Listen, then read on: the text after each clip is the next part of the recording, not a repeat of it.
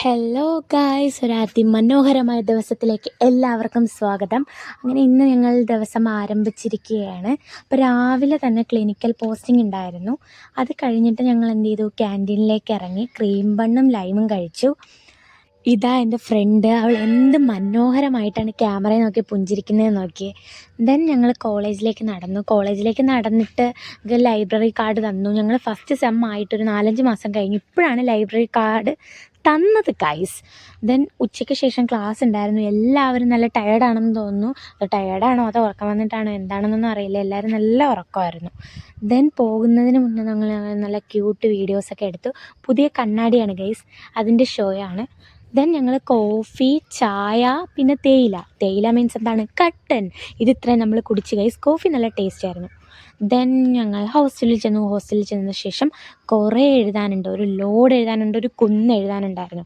ഇതെല്ലാം കൂടെ ഞങ്ങൾ എല്ലാവരും കൂടെ എഴുതി തീർക്കുകയാണ് ഗൈസ്.